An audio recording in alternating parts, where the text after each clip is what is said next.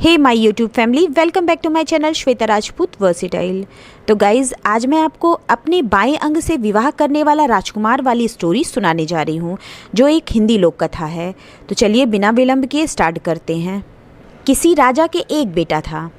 राजकुमार बड़ा हो गया तो राजा ने उसके विवाह करने की सोची, पर राजकुमार ने विवाह करने से साफ मना कर दिया। सबने उसे बहुत समझाया, पर उसने एक न सुनी। बुजुर्गों के कहे पर भी उसने कान नहीं दिया। राजा को बहुत दुख हुआ। उसने धमकी दी कि अगर राजकुमार विवाह नहीं करेगा तो वो आत्महत्या कर लेगा।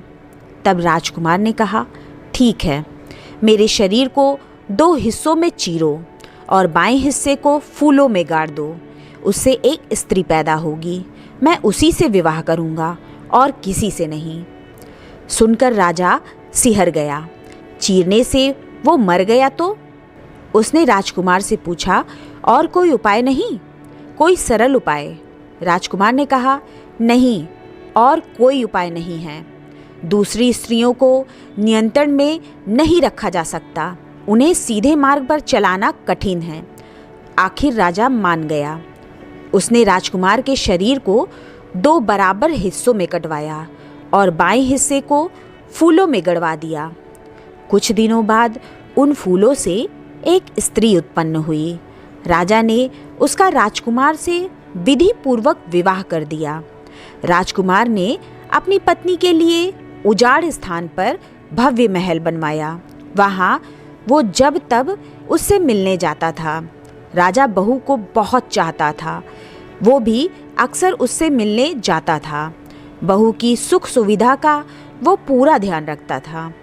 एक बार एक जादूगर उधर से निकला। वीरान जगह पर भव्य महल। वो महल को चारों तरफ से घूरकर देखने लगा। झरोखे में खड़ी राजकुमार की पत्नी उसे देखकर मुस्कुराई। जादूगर पास के गांव में गया और एक बुढ़िया के यहाँ ठहरा। वो बुढ़िया राजकुमार की पत्नी के लिए हर रोज मालाएं बनाकर ले जाती थी। एक दिन जादूगर ने एक अनूठी माला बनाई और उसे बुढ़िया को देते हुए कहा, ये राजकुमार की पत्नी को दे देना और मुझे बताना कि वो क्या कहती है। राजकुमार की पत्नी ने माला को ध्यान से देखा। वो जादूगर का संदेशा समझ गई। मन ही मन उसे खुशी हुई, पर ऊपर से गुस्से का दिखावा करते हुए उसने अपना हाथ सिंदूर से रंगा और बुढ़िया के गाल पर तमाचा जड़ दिया। बुढ़िया रोते हुए घर आई और जादूगर को अपना गाल दिखाया। उसने बुढ़िया को ढांढस बंधाया। इसमें रोने की क्या बात है? वो मुझसे कहना चाहती है कि अभी वो रजस्वला है। कुछ दिन बाद उसने दूसरी माला बनाकर बुढ़िया को दी। इस बार राजकुमार की पत्नी ने माला देखकर चूने में अपना हाथ डुबाया और बुढ़िया की छाती पर जड़ दिया। बुढ़िया रोते हुए घर आई। सफ़ेद निशान देखकर जादूगर ने कहा, रोती क्यों हो? वो कहना चाहती है कि आज पूनम है। कुछ दिन बाद उसने तीसरी माला भेजी। इस बार राजकुमार की पत्नी ने अपना हाथ काली स्याही में डुबाया और बुढ़िया की पीठ पर जड़ दिया। वो फिर रोते हुए घर आई। राजकुमार ने कहा, तुम इन बातों को पढ़ना नहीं जानती। वो कहना चाहती है कि मैं अमावस की रात को महल के पिछवाड़े पहुंचूं। जादूगर अमावस की रात को वहां गया तो उसने महल के झरोखे से रस्सी लटकती हुई देखी। वो रस्सी के सहारे ऊपर चढ़ा और झरोखे में से भीतर चला गया। राजकुमार की पत्नी उसकी बाट जोह रही थी। उसे देखकर वो बहुत खुश हुई। वे एक दूसरे की बाहों में समा गए। उसने जादूगर को स्नेह सिक्त स्वर में कहा, अगर तुम अपने असली रूप में आओगे तो पहरेदार तुम्हें दरवाजे पर रोक लेंगे। दूसरे रूप में तुम जब चाहो आ सकते हो। इसमें जादूगर को क्या मुश्किल थी। सो उसके बाद वो सांप का रूप धरकर उससे मिलने आता। नाली के रास्ते वो महल में घुसता और राजकुमार की पत्नी के कमरे में पहुंचकर फिर आदमी बन जाता।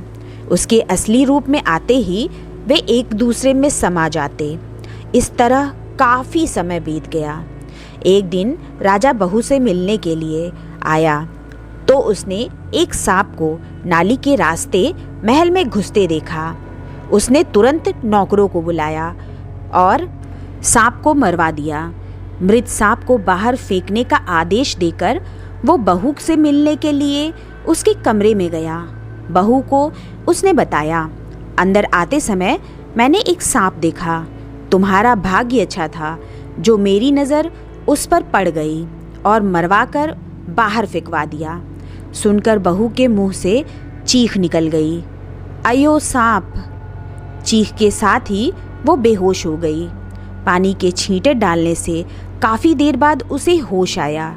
अपने प्रेमी की मौत पर उसका मन हाहाकार कर रहा था, पर उसने ऐसा दिखावा किया मानो नाली से सांप के घुसने की बात सुनकर वो भयाक्रांत हो गई हो। जाने से पहले राजा ने उसे तसल्ली देने के लिए कहा, अब डरने की कोई बात नहीं, सांप कब का मर गया और मैंने उसे बाहर भी फेंकवा दिया। उस दिन से शोक के मारे उसने एक दाना भी मुंह में नहीं डाला, ना ही वो एक पल भी सो सकी। एक दिन एक जोगी उसके द्वार पर भिक्षा के लिए आया। उसने जोगी को भीतर बुलवाया और कहा, मेरा एक छोटा सा काम कर दो, इसके लिए मैं आपको 1 रुपया दूंगी। बाहर एक सांप मरा पड़ा था। कृपा करके आप ये पता करने का कष्ट करें कि क्या वो अब भी वहाँ पड़ा है। जोगी बाहर गया। वापस आकर उसने बताया कि बाहर मृत सांप पड़ा है। वो कहने लगी, इसे शमशान में ले जाओ और इसका अंतिम संस्कार करके उसकी भस्म मुझे दो। इस काम के लिए मैं आपको 2 रुपया दूंगी। जोगी मान गया। उसने सांप का विधि विधान से अंतिम संस्कार कर दिया और भस्म लाकर राजकुमार की पत्नी को दे दिया। जोगी को उसने 3 रुपए और देते हुए कहा, सुनार के यहाँ से मुझे एक ताबीज ला दो। जोगी सुनार के यहाँ गया और उसे ताबीज ला दिया। राजकुमार की पत्नी ने अपने प्रेमी के भस्म को ताबीज में डाला और उसे बाह पर बांध लिया। प्रेमी की मृत्यु के दुख से दिनों दिन वो दुर्बल होती चली गई।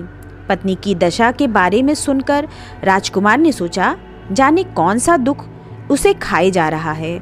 मुझे जाकर उसे ढांढस बंधाना चाहिए। वो दिनों दिन कमज़ोर होती जा रही है। राजकुमार उससे मिलने गया और पूछा कि क्या बात है, वो इतनी कमज़ोर और बीमार क्यों लग रही है। पर पत्नी ने होंठ नहीं खोले। उसने राजकुमार से कोई बात नहीं की। राजकुमार ने उसे अपनी गोद में बिठाया और उसे मनाने में अपना पूरा कौशल लगा दिया। अंततः पत्नी ने कहा, तुम्हारी बला से मैं जीऊं या मरूं, तुमने मुझे यहाँ कारागार में बंद कर दिया। पूनम और चांदनी दूज को छोड़कर मैं तुम्हारी शक्ल देखने के लिए तरस जाती हूँ। तुम ही बताओ, मैं खुश रहूं तो कैसे। उसकी व्यथा सुनकर राजकुमार अनुताप से भर गया। उसने पत्नी को आश्वासन दिया, ठीक है, अब से मैं हर रोज़ तुम्हारे पास आया करूँगा।